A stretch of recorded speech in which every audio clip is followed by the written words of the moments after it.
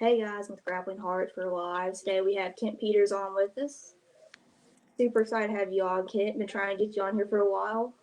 Yeah, yeah, I'm terrible. I'm just, I, I don't know. It's like half busy, half commitment issues. I guess I don't know. I feel you there. To get started, do you care to tell us a little bit about your beginnings and what got you started in jiu-jitsu? Uh, yeah, we had a movie place. Like, it was video rentals, and they started getting the UFCs in. And I mean, I always wanted to be a ninja. Like at the beginning, like we would just rent like ninja movies, and it would be like the shitty old ninja movies, right? And me and my dad would get them every weekend. And then I remember UFC came in, and he let me rent the first one, and I was like, "This is like the ninjas are gonna win, right?" And they didn't. And I just wanted to start grappling, so I we didn't have any clubs around here. We had a judo school, and luckily the instructor was he was pretty awesome. He let me do as much grappling as I wanted, but it's just not the same, you know. So I started teaching myself jujitsu just off YouTube, and well, actually, no, there wasn't even YouTube then. Like books, like actually, I just dug this out. Like I had books like this, like the Essential Guard, and like the old jujitsu books, and grappling magazine, and I just cut out stuff, but yeah, like I'm a black belt now. Jake McKenzie gave me my black belt, but I've only had about 3 months training under an instructor, which I guess is something to be proud of. Stuff like that is so wild to me because take, like Joe for instance, he had kind of similar instance where he did like you did. He's got a bunch of old jiu-jitsu magazines that he used to sit and read out of, and stuff like that's wild to me because that takes a certain type of dedication to not have someone there to guide you and just try to like study by yourself and know Yeah, kind of what you're looking for. So I by being like self, I what? enjoyed it. Well, I liked it because now, like a lot of the stuff that I'm putting out there, a lot of the content, it's only because I know how it feels to wish I had more content available. You know, so me putting free stuff out there, I'm just trying to give what I wish I had. That's awesome though, and like I'm sure a lot of people appreciate it. So I'm curious though, were you self-taught? At what point did you start developing a style, and did you find out like what stuff worked for you? Oh, dude, I don't even know. Like, that's kind of the problem with being a YouTube black belt. Like, I knew how to do a perfect flying armbar before I knew how to escape mount. So, because it's like, it's what do you want to learn, right? Like, what are you interested in? So I True. decided early on I was going to be good at spider guard. So I ended up, I got like Chinguena's DVD. I don't know if I said that right. It starts with a T, long word. I got his DVD, and I had like a bunch of spider guard reference material, and I started learning how to do it. And I had a bunch of sweeps, and I had a bunch of submissions, but I didn't know that you don't get to spider guard unless your partner's like trying to pass your like bullfighter passing, and then he grabs the knees, you grab the sleeves, you sit back. So I had tons of shit from spider guard, but I had no way to get to spider guard. And it just like a lot of situations like that, like that was my upbringing. Just a lot of situations where like I'm going to learn how to play X guard, and then I never had anybody stand up trying to pass my butterfly, because we were all like, everyone I was teaching, we were all just beginners too, right? So um it was weird. It was like, it would have been nice if I had someone like, because now I can tell my students like, the only way you're going to get into X is if you're playing butterfly and then they stand up or you elevate them, because I was learning it, and then I was like, I don't know how to get here. So there was definitely a lot of trial and error, but developing my own game, I don't even know if I did. Like a lot of people tell me I did, but I think I'm just aggressive. So I think just because I'm nonstop attacking, like I guess that is my style. But I mean, that's nothing new. That's tons of people's style. I got you. And so like you did a lot of judo as well, and I think I've seen you even like wrestled a little bit. Is that right? A little. We have a wrestling coach here. If you ask him, I'm not that good, but he's old school, and yeah, like I enjoy wrestling. I really do. I it's hard on the body though, and I mean, like I just got back surgery, so I'm 7 weeks out of back surgery, and I'm already rolling, which is nice. But Ooh. where I'm 7 weeks out of back surgery, I had to get the back surgery because my back was so fucked up. Oh, are we allowed cursing? Yeah, you're good. Oh, okay, cool. So wrestling was an extra issue for me because until I got my MRI results and it showed how bad my back really was, I thought I was just like overreacting. But Yeah. like my back was mangled. Like I got 3 empty discs. One of them was leaked out. I had to get that all cut off. I have osteoporosis and I'm only 38. Like, Wow. yeah, dude. So my back was really mangled. So I was wrestling and I was like, man, I wish I wasn't such a pussy. But that turned like, maybe now when I start wrestling again, maybe it'll be better because I got a new back, but we'll see. So yeah, I'm a decent wrestler in my opinion, but I would much rather pull guard. Well, it's funny because that's actually what I was going to ask. Is that you see a lot of people want to argue the whole, well, guard point is not realistic, but at the same time, jiu-jitsu is meant for you to go to the ground like that. So, Yeah. do you feel like people put too much of an emphasis on wrestling now, and that maybe they should worry more about their jiu-jitsu, or what's your opinions on that? Well, and that's always going to come down to personal preference, Like if you're doing jujitsu just for the streets, fuck, get a gun, bro. Like get a gun, and don't walk down any dark alleys. Don't piss off any gang members. Try not to be a drug dealer. Yeah, like just the basic things. Don't be an asshole, and you'll That's good. likely never need self defense. You know what I mean? Like I haven't drank in 12 years, and I haven't been in a physical altercation in 12 years. What does that tell you? You know? And I don't think people realize, like, when I hear these people talking about, like, oh, well, that wouldn't work in the street, or that's not applicable, or you got to get to the ground. Like, motherfucker, if I had to get into a fight and I knew that the guy was like a better striker than me, or I knew that I had no wrestling, I would put my hands up on my head like this. I would walk forward and I would jump on him and pull guard. And just go ahead. He can only slam me to the ground once, and then I'm going to fucking put him to sleep with my groin. I just, but like, I'm not gonna ever have to do that, right? Like, I, I think jujitsu is amazing no matter what you play. Like, if you're just a guard puller, good. I mean, if that makes you happy, do it. I don't see jujitsu as a big self defense thing. I honestly don't think anything is that applicable for self defense. Just from the standpoint of like anything can happen so quick, like you could be a world champion boxer, but if someone hits you right here in the right spot, you're out cold, especially if Yep. you're looking in the other direction, talking to one of your friends, right? So like self-defense is good if it's an aware situation, something's going to happen, and then you can defend yourself, but that's usually not the case. Usually it's a sucker punch because you looked at someone's girlfriend, or because you stepped on someone's shoe, or because like just stupid shit, especially when alcohol is in there. Yep. So the whole will it work in a self-defense situation, to me that's just fucking laughable, because most people I know will go to their grave without ever having to defend themselves in a real life situation. Is it helpful to know self-defense stuff? Yes, sure, but that's not what I do jujitsu for. I do jujitsu for the sport aspect of things. I would rather know how to play X guard than how to defend myself from a knife attack, and I pull guard. I'm a judo black belt, and I would much rather sit to my ass and scoot towards you aggressively. I just don't care because, So, and then let's take the self defense rate out of it. Let's just talk about jujitsu as a whole. You have the people who say that wrestling is required, but then like if wrestling's required, why can I just sit down on my ass and scoot towards you? So it's good point. not that required. You can keep standing me back up, but if you keep standing me back up, nobody's going to want to watch it, because why? Because it's wrestling. Then we're Yeah. wrestling, right? What am I supposed to do? Fucking stand back up just so you can shoot, and then you get me down, and then I'm playing fucking guard anyway? I'm so happy you got those 2 points, right? If you spend all that time wrestling and I spend all that time grappling and sitting on my ass and scooting, let's say you do get those 2 points, I'm going to sweep you because you spent 25-30% of your jiu-jitsu career learning grappling or learning stand-up, and I spent it all sweeping people because I'm a butt scooter. So yeah, there's different views on it. I think do whatever you want to do whatever your body tells you to do.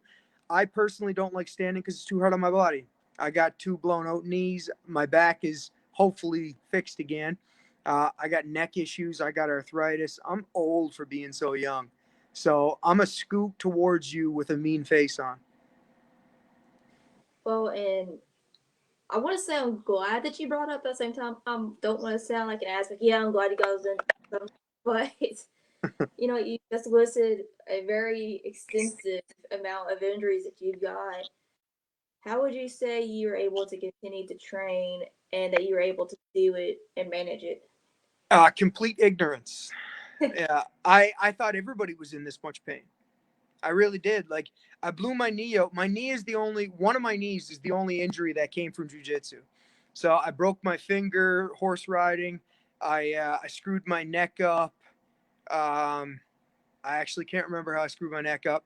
My back injury came from the gym. I was squatting 405 and I folded forward. Apparently, I can't squat 405 pounds. I only found that out after, like, I was doing like fucking 300 and something, and I was Yeah. doing sets, and I was like, I'm pretty strong, man. I'm gonna bump it up to 4 plates. Like, I got No, this. should not have done it.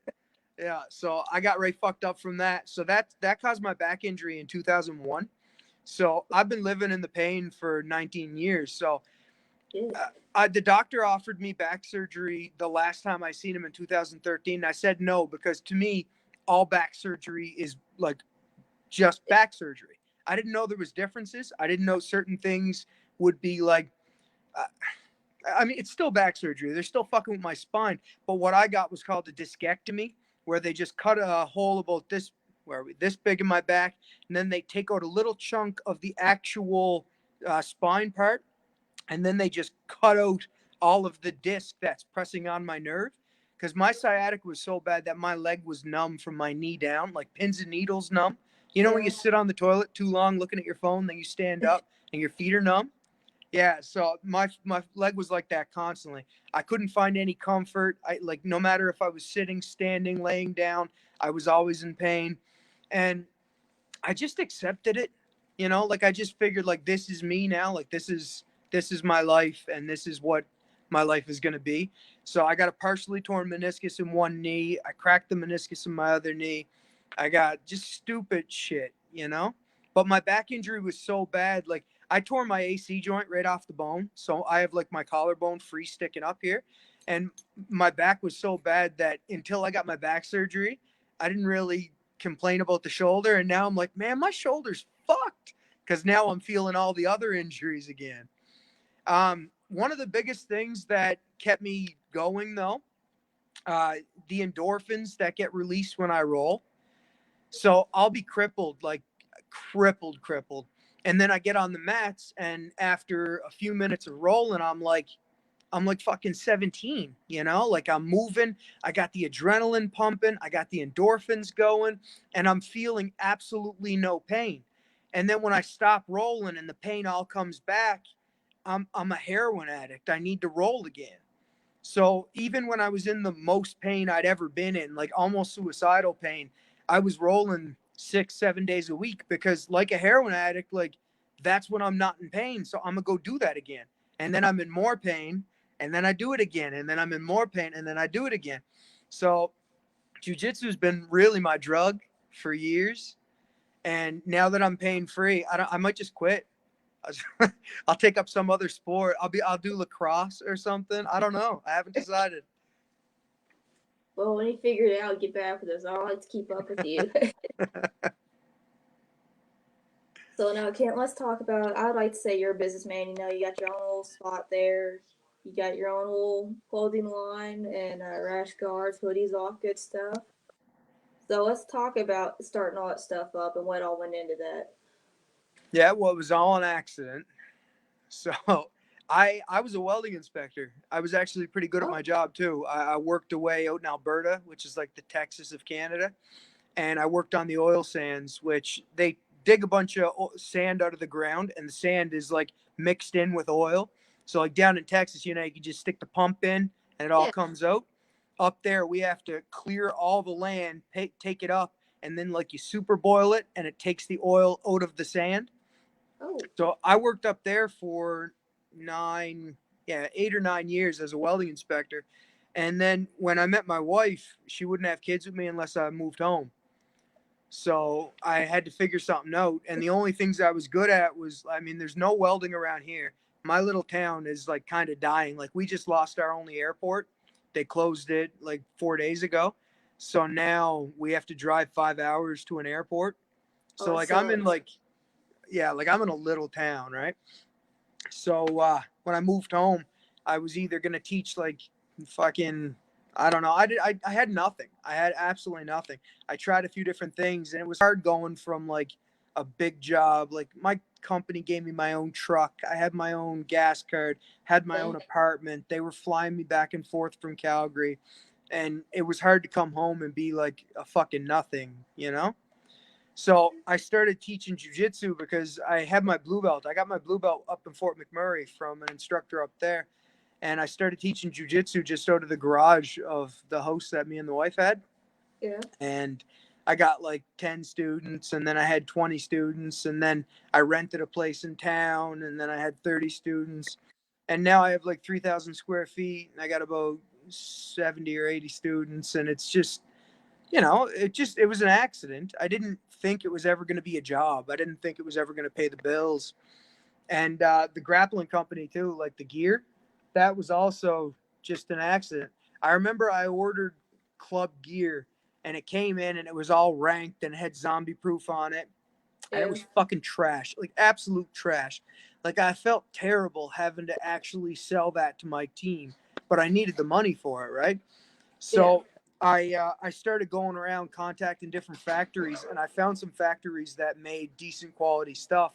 And then I just brought that in. And when I was bringing in the different stuff, I got some good shit that other people started messaging me. And they're like, "Hey, like, can I buy that off you?" Like I only ever intended on getting it for zombie proof, right? And then when Yeah. other people started wanting it, I was like, "Yeah, sure." And I made a website with it, and I just started selling it. So It's it was pretty. all accident. It's a very happy accident. Yeah, I'm pretty happy about it now. I'm doing better with the gear company than I am with Zombie Proof. So I mean, hey, whatever works. But like to me, it's a lot more. I hate to use the word beautiful, but I mean it is, especially when it happens like that. It all lines out together, and you get to where you are, black belt, got your own students, and you look back on it as, man, it's pretty cool. You made it far. yeah, and that's it. Like I get to stay home now. I got my kids home. I got everything here. I don't have to leave. It's nice. The whole being locked down here, though, even though I don't really go anywhere, that isn't fun.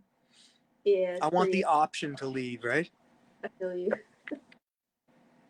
So now I know you do a few sponsorships. So with that, let's talk about in general.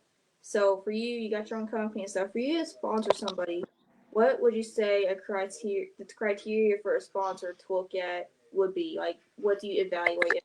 Be like, It's weird because it all depends on what the person can get back. So let's just talk about companies, right? So I read a lot of books about sponsorship stuff because when I was coming up, thinking someday I'd, maybe I'll be like an athlete and shit before I realized how many injuries I had. I wanted to know like maybe I can get sponsored by people, right? And then I have MMA fighters that we were going out getting local sponsorships, like all the different places around town. Like one of my fighters, we were taking in, I think, like 2,500 a month for him for the like 2 months leading up to before the fights, and that was paying his living expenses. It was paying everything. It was better than he was getting from like the actual fights, right? And he was only like I think a 7-1 fighter, right? So for me personally, it comes down to what you can give back, and that's like more than just going and competing, because yeah, people are going to see your gear, but let's just say let's say I sponsor you, right? So you're fully decked out in Supernatural Survival gear, you go to tournaments and you compete 12 times a year or more, it doesn't matter, but you show up to the tournament and you're there and you're competing, you're wearing the gear. How much potential value is that?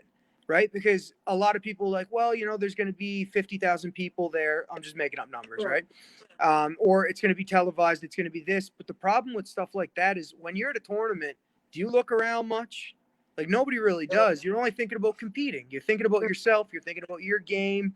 it's very rare that people are wearing stuff that's going to get sold at tournaments, right?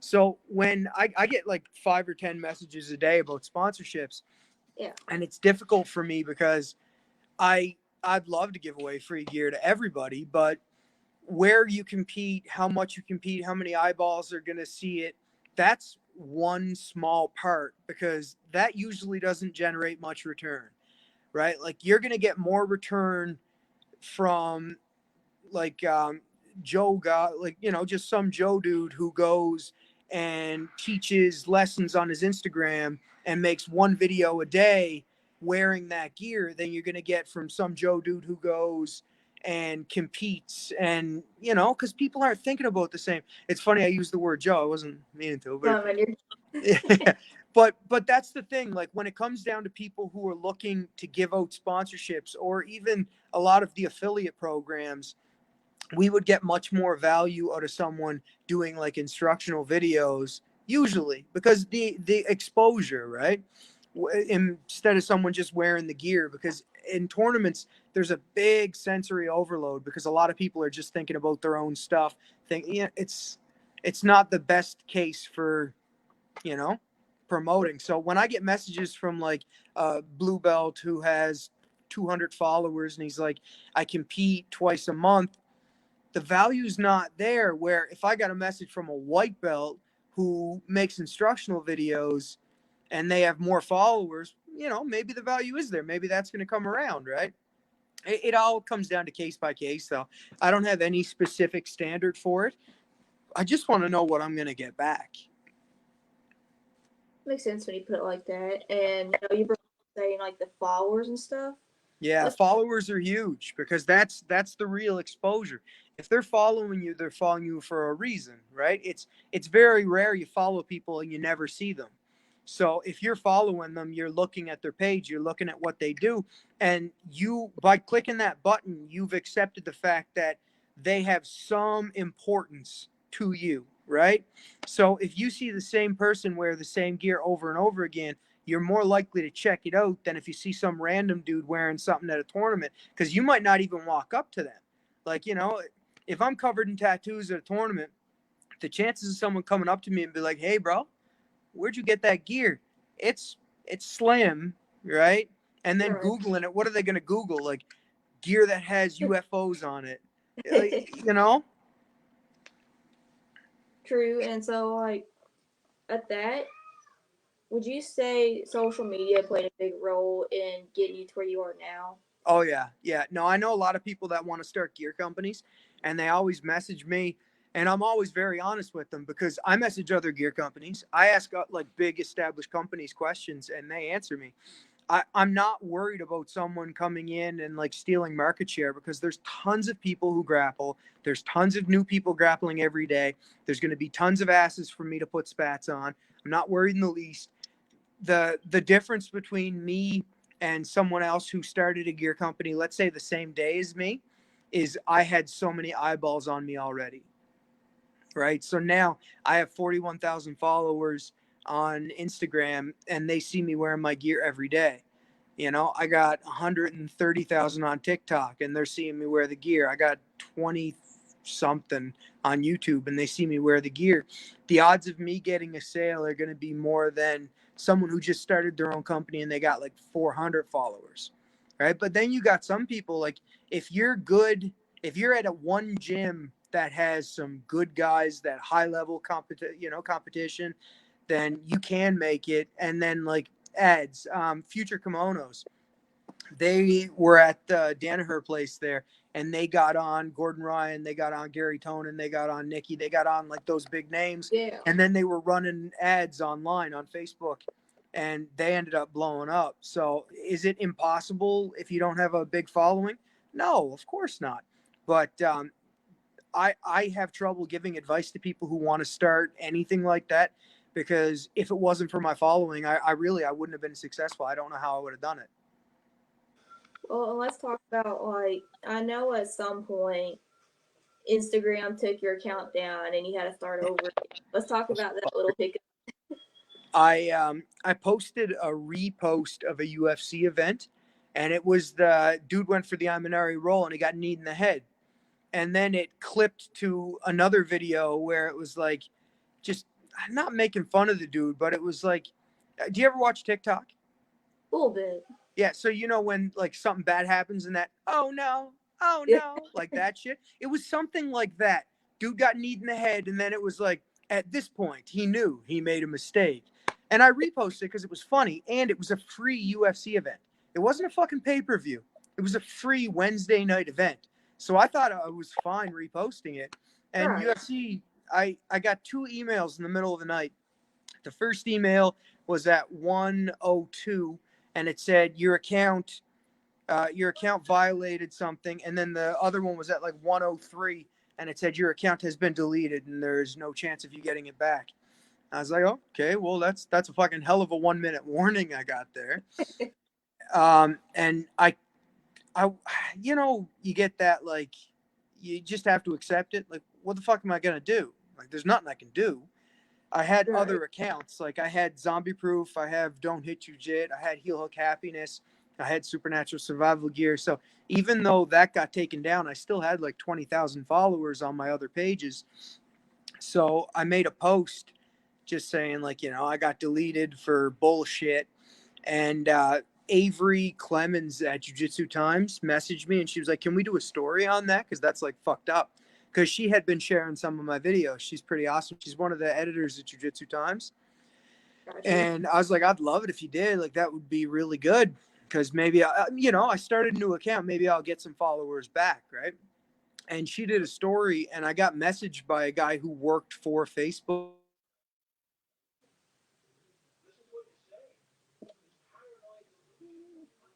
I don't know how to turn off getting phone calls, but I'll just like mute it. So he worked for Facebook, and he was also a fan. So he messaged me. He was like, I don't know if I can fix it, but I can like go in and take a look. And he asked me some questions, and like it was the first time I had ever had anything wrong. Like, I've never done anything stupid on there. And he Yeah. said that it was an accidental delete. Like, I guess the robots took it because I wasn't supposed to get deleted. It was just supposed to be like a warning or a 7-day ban or something. So he Yeah. got my account reactivated, and it was cool. Like, I lost like a shit ton of people that I was following though. So like I didn't lose any followers, but when I came back, there was a lot of friends of mine that I had unfollowed, and so I had a lot of explaining to do there. Well, I really, like I said before, I love just, especially hearing the stories of like you start with something really small and it just kind of blows up. So for you, do you think it makes, which I mean, I'm sure you probably agree, you see these competitors, I feel like there's two different types of competitors. There's competitors who start out with nothing and grind and work until they get to where they want to be. And then there's competitors who are born, and I don't want to say everything's handed to them, but don't necessarily have to work as hard. So therefore, they have kind of like that atmosphere when you're around them of like they're entitled. Yeah, and I've Well, I've met all kinds. I'm lucky in the way where I I don't know how to explain it. I don't deal with people who I don't like. Like, I grew out of that a long time ago. So now if there's anybody that doesn't vibe with the way I want to vibe, I don't spend any time on them, with them, around them. And it makes life way easier for me. So luckily I don't have anybody like that at my gym. If they were here, they wouldn't last. Um, but it's one of those things. You see it, and I've met some of them like through my travels, my non-extensive travels, but like I've had people up, and I talk to a lot of people online, and I've met a lot of people, and I don't know. I find it really easy to keep myself distanced from pieces of shit, but I know they're out there, and I've always had to work really hard for everything. Like, I'm not natural at anything. I was a terrible like sports player, and I'm from like an athletic family. Like, my dad has 11 hole in ones. Like, my brother's AAA hockey. My mom has a fucking hole in one. Like, my dad was captain of the hockey team in high school, and I was a goaltender who got scored on by another goaltender once. Like, I'm a fucking dude. I'm a that's terrible athlete. I know, right? It's terrible. I'm a terrible athlete, The only things I've ever been good at is fucking fighting. So here I am. I'm not a porn star. I'm in jujitsu. My Oh, wife, she'll love hearing that. So well, and so like you brought up too about people coming to your gym and whatnot. I actually listened to interview before, and you had mentioned being a bit, I don't want to say control freak, but you're very particular about the environment in which you train in and oh the yeah, cleanliness. And I definitely think that is a plus for several reasons. But I want to hear you talk a little bit about keeping that environment a healthy environment. yeah. It's I don't want to say cultish, but like I, it is to a point because I am a control freak. Like I don't allow inside jokes. That sounds so stupid. It sounds like such a fucking minor thing. But if it's an inside joke, that means someone's on the outside. And that's True. not fucking happening in my gym, right? Like, I don't allow clicks. If I see you partnering with the same person over and over again, I'll switch it up healthily. Like, I won't put you with someone, and I can't even say put you with someone stinky because there's no one stinky at my club. Because if someone smells bad, I tell them. We tell them. Like, I have a culture where I teach other people to look after themselves by being open and honest about these things. If you smell bad, do I think you're dirty? No. Do I think you don't know how to clean your gear properly yet? Yeah, that's it. Right? So we educate here. Like, if you smell bad, we're going to call you out. We're going to be, motherfucker, your gi stinks. You got to clean that shit. But we're going to tell you how to do it too. And it's not a making fun of situation. Like, that stuff wouldn't stand here. But we're very open about it. Like, if you have long ass nails, we're going to fucking tell you. Right? Like, it's not secretive. And I have people walk in and they'll walk like past the front door without flip flops on. And I don't even have to say it anymore. My students will be like, yo, grab a pair of flip flops. We don't do that. You know, like we have a very trickle down environment where I make sure my students do exactly what I would do. So they do it for me. And I know that sounds weird and it is a control freak thing, but for fucking good reason. Like we don't have staph infections here because this place is clean as fuck. Like we don't have serious injuries here because I will fucking kick you out if you do something unsafe. I'm nuts when it comes to that. And my students all know it. Why But I'd risk getting kicked out? Right, I'd much rather hear about stuff like that versus I've read a few articles going about, with gym owners with the same type of personalities and want the gym that certain way too, and they go on about how like, it's red flags and gym owners shouldn't be that particular and all that. But at the same time, like you just said, it's for good reasons. I don't want to go somewhere where I feel unsafe rolling because someone wants to win practice or like you said, they smell and don't know what that smell is. Yeah, exactly. So I always get like really confused when I read stuff like that because I don't understand why you'd want a gym to be that open with stuff like that. So I get I really think some clubs, like I honestly think some instructors just don't have it in them to be hard on people. Like and I've seen it before in the past in other martial arts where the instructors don't have a lot of control. And like I don't run it like a military. Like we have fun. My guys are laughing, like we enjoy ourselves. But nobody's getting away with having stinky gear. Nobody's getting away with being unsafe. It's just not going to happen here. that's all. Is there anything you like to add or any shout out, anything you want people to know before we sign off here? No, this was great. Thank you for having me on. I appreciate you coming on. Guys, if you're watching, check out E2G Coffee and obviously Supernatural here. And Buy my shit. I can't shit. See y'all.